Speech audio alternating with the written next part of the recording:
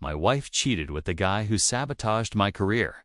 So I teamed up with his wife, stole everything, and vanished before they returned. I, 36M, caught my wife, Julie, 32F, kissing my colleague Marcus on the patio during the Christmas party. Marcus works in the same department as me. I haven't confronted Julie yet, so everything I'm writing here is based on what I witnessed and circumstantial clues. I suspect their affair began after last year's Christmas party, but they'd been hiding it cleverly. I was new at the company back then, and it was my first office celebration. Even before that, Marcus and I never got along at work, not because I was the new guy, but because he saw me as a threat. In my very first week, some of Marcus's tasks were handed over to me, and I streamlined them using my software skills. What usually took Marcus a week, I completed in 3 days. This won me praise from everyone, except Marcus. He tried various ways to find flaws in my work, but failed. Management criticized him heavily for not coming up with similar ideas. Still, that didn't make my life any easier at work. Marcus was well-liked, a smooth-talking pretender who thrived on gossip and, let's face it, people love drama. He inserted himself into every workplace group, acting like he belonged everywhere. Meanwhile, I was more introverted. I focused on my job, stayed out of office politics, and went home. I was content with my small circle of college friends and my wife. 2 months later came our annual Christmas party. I showed up with Julie, who is undeniably beautiful and always turns heads at events. She takes pride in dressing up and showing off her perfectly balanced features. Julie and I mingled with coworkers and enjoyed the evening. As the night wore on, people started hitting the dance floor. Julie encouraged me to join, but I declined. Not a confident dancer, especially not in front of coworkers. I think Marcus noticed that, because moments later he walked over to our table and asked Julie for a dance. She looked at me, and I smiled. What could I say in that moment? I expected her to decline, knowing the tension between Marcus and me. But she accepted, and went off to dance with him. I couldn't ignore the smug smile on his face as he led her away. When she returned, she was laughing and full of energy. Seeing my serious expression, she said, "Oh, don't be upset." How could I say no? It would have looked rude. She had a point. It was just a dance. I let it go and got back to my usual work routine. Never in my wildest thoughts did I imagine my wife would be messing around with the one guy who's made my life at work miserable. Fast forward to this year's Christmas party. I showed up with Julie again. She hit the dance floor with some of the female coworkers, but before long I saw her dancing with Marcus. I was stunned, but forced myself to play it cool. Others noticed too. They exchanged knowing glances. Everyone knows about the silent rivalry between Marcus and me. One coworker, Noah, joked, "This is why Marcus never brings his wife.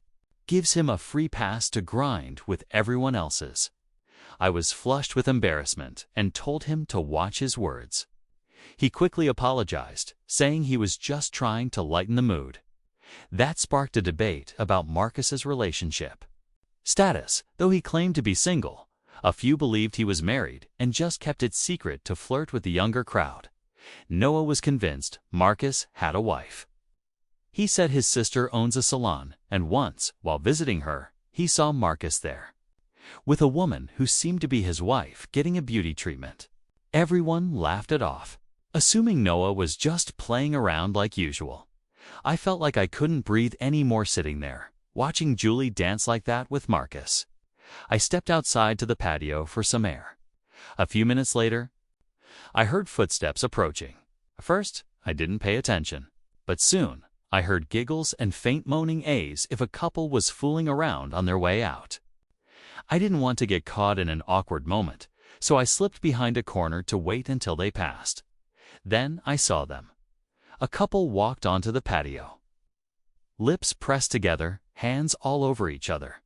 They were none other than Marcus and my beautiful wife. He had one hand wrapped around her waist, the other slipped under her dress.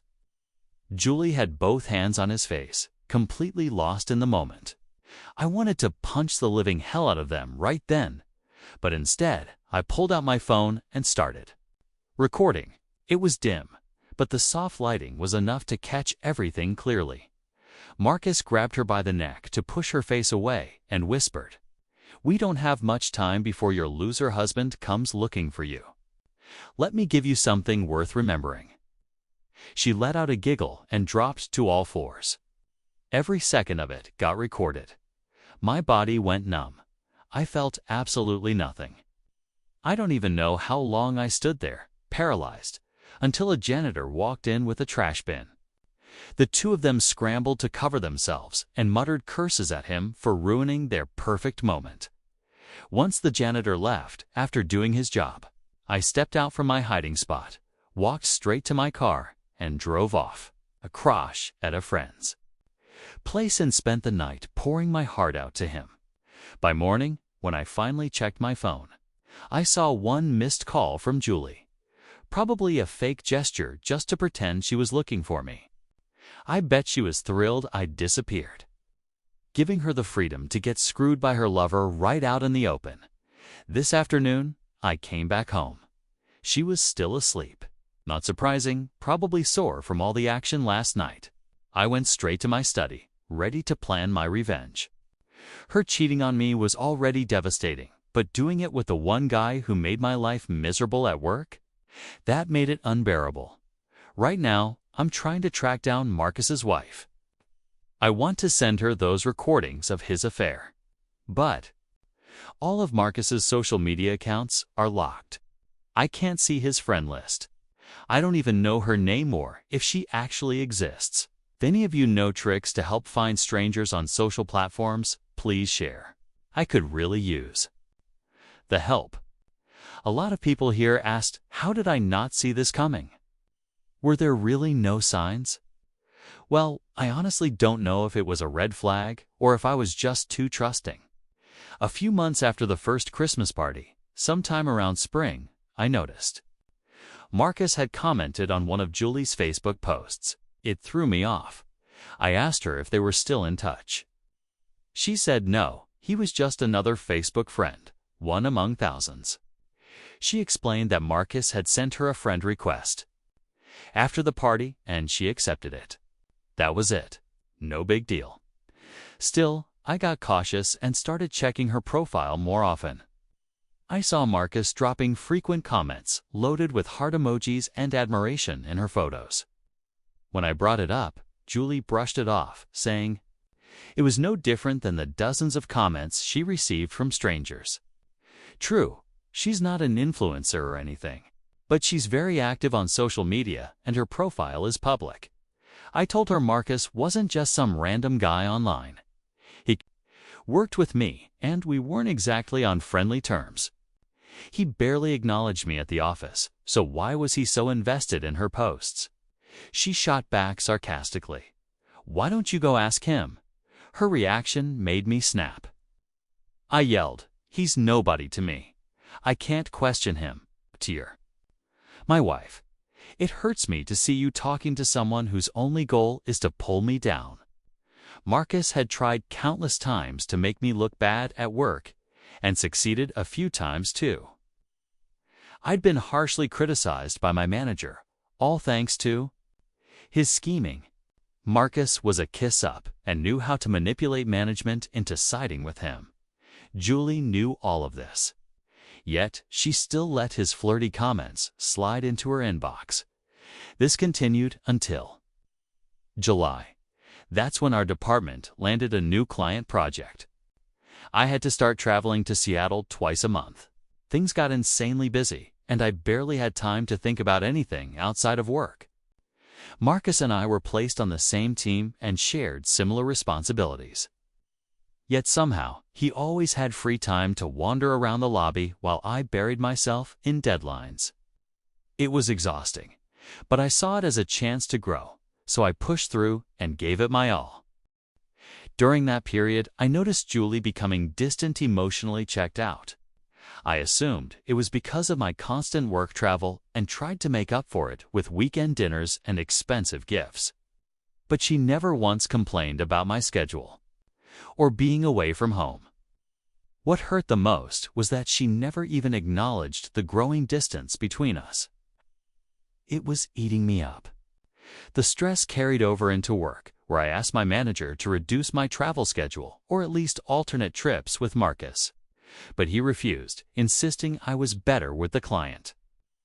Frustrated, I snapped.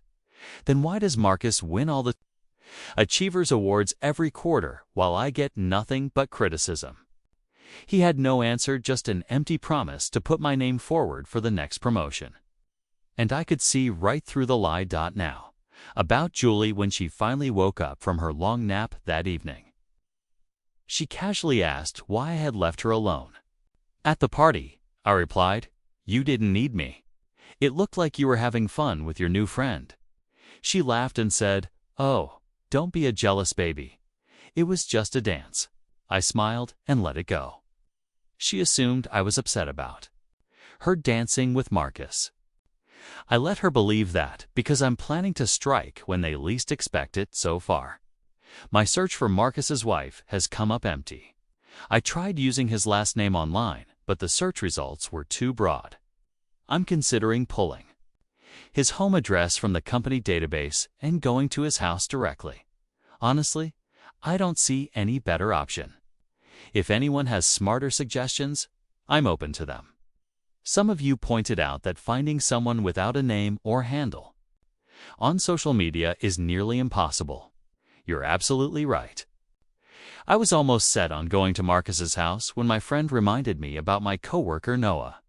He seemed to know something about Marcus's wife and might be able to help. I'm not particularly fond of Noah. He's loud, obnoxious, and always joking around. But I needed him the next day at work. I casually struck up a conversation with him and asked if he knew anything about Marcus's wife. He smirked and said, "I knew you'd ask, especially after last night's twerking." Yeah, that's how he talks, an annoying piece of crap. I wanted to ask for her name directly, but I didn't have the guts. Maybe he saw the desperation on my face because he suddenly asked, "You want her name or contact info?" I immediately blurted out, "Please." He told me her name and said he'd ask his sister for her phone number. I started searching for her on all social platforms and finally found her on Twitter. I told Noah the number wasn't necessary. According to her Twitter bio, she worked in a senior management role at a top global company. I sent her a message saying I needed to speak to her about something important regarding her husband. She replied with her phone number and asked me to call. Her message had this confident, graceful tone. I could tell she was a strong woman. When I called, I introduced myself and subtly told her that her husband and my wife were involved in something inappropriate. I mentioned I had video evidence. She asked if we could meet after work, and I agreed. When we met, I was genuinely stunned by her presence. She had this quiet elegance and intelligence. You could tell she was a woman of class and substance. Honestly, how could anyone cheat on a woman like her? Only a fool like Marcus would. I explained the whole situation and showed her the footage. Tears welled up in her eyes, but she kept her composure. She was shocked to hear that the party had been open to spouses. Marcus had told her that partners weren't allowed. I asked if she had ever suspected him before. She said she had caught him twice sexting random women on social media, but it never went further, so she forgave him. I told her that Marcus claims to be single at work and has built himself a reputation as a player. He's been involved with multiple junior coworkers. She finally lost her cool and screamed, cursing him out loud.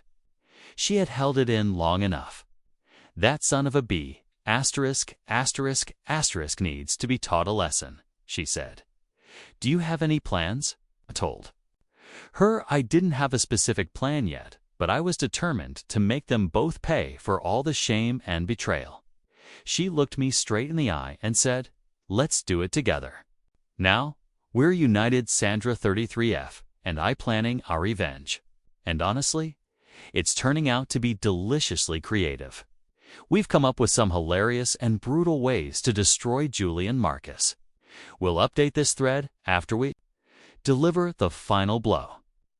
Buckle up, because things just got crazy. Julie and Marcus finally got a taste of karma, thanks to the perfect revenge plan Sandra and I devised.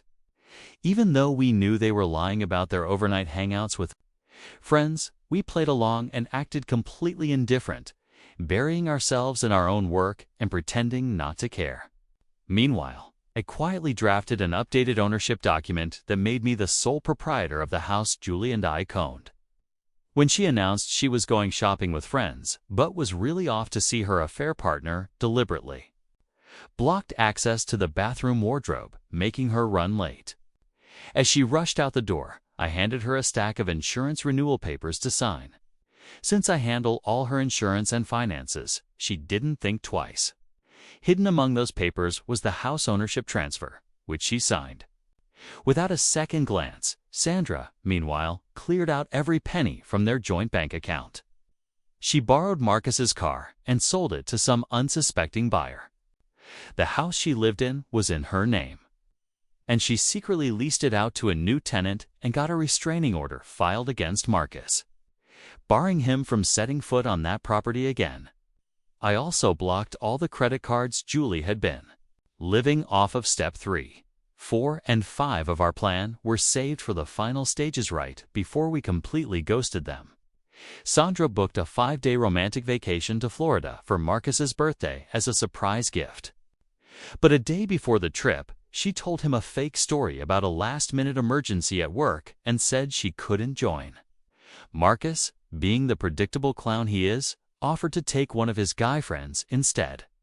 Sandra, playing it cool, agreed, since the package was non-refundable. At the same time, I told Julie I had a 15-day work trip lined up and checked into a hotel. When she called me, she lied straight to my face, said she was going to a wedding in Vegas for one of her school friends.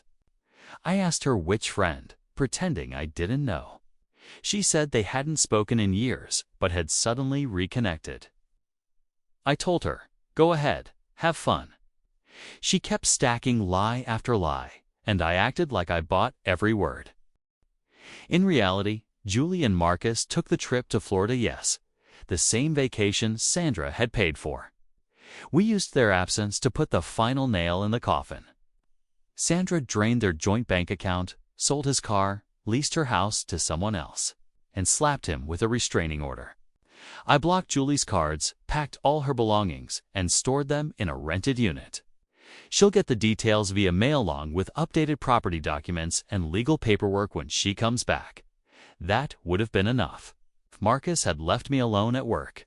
But he didn't. He proudly told people he was screwing my wife because I couldn't satisfy her. He made disgusting remarks and shared Julie's messages with his buddies, where she expressed her wild desires for him and mocked me for giving her vanilla $X while Marcus gave her a roller coaster ride. He even read out her chats aloud, trying to humiliate me without mentioning my name. I decided to use that against him. I recorded those moments. Some of Marcus's close office cronies even tried to humiliate me, directly taunting me that Marcus had taken my wife. That's when I compiled everything. Sent it to HR. I demanded Marcus's termination on the grounds of psychological harassment. I also warned the management that if they didn't act, I'd leak all of it online and on employer review platforms. Negative press hurts and HR knew it. They got back to me and admitted that the evidence clearly showed Marcus was a workplace bully. They promised he'd be terminated as soon as he returned from his 5-day leave. I also submitted my resignation, asking for immediate release. I left a letter for Julie, which she'll find once she returns. It's meant to give her closure. It contains most of what I've shared here with a bit more detail. I told her the truth about Marcus, that he's not single like he claimed. He has a wife. And that wife is now my girlfriend. Sandra and I bonded through betrayal. Turns out, we have more in common than I ever expected. She's intelligent, confident, and thriving in her career, while my wife, on the other hand, has never held a full-time job. Even her part-time work felt like a burden she constantly complained about. I can't help but laugh imagining her meltdown when she realizes she'll now have to earn a living because I'm no longer there to support her. And her loser boyfriend just lost his job. Sandra also slipped Marcus's credit card out of his wallet just before he left for the trip, so he wouldn't realize it was missing until he landed in Florida. To add to the chaos, Sandra called the hotel and canceled their reservation right before Marcus and Julie were about to arrive. No refund, but honestly, watching those two suffer on their little lust trip was worth every penny. As for us, Sandra and I decided not to bother filing for divorce. Why spend more money on them? If they want to end things, they can pay for it, which, given their current mess, seems highly unlikely now. We've both updated our wills and removed them from any claim to our assets. If anything unexpected ever happens to us, they shouldn't inherit a single thing just because they're legally our spouses. Sandra and I are relocating to Seattle to start fresh. I've accepted an offer from the client company I was handling before, double the pay compared to my old job. Sandra said she wanted to take a break from working and just enjoy life for a while. She has enough savings to live comfortably for a couple of years. All our belongings are already en route to Seattle. By the time Marcus and Julie get back from their trip, we'll be long gone off to our month-long vacation in the Caribbean, soaking up the sun and living freely. It's been amazing with Sandra. She matches my intellect and curiosity, and for the first time in a long while, I feel alive again. We're not calling this forever. We don't want to place that pressure on each other. But for now, we're just enjoying the time we have on. That's more than enough.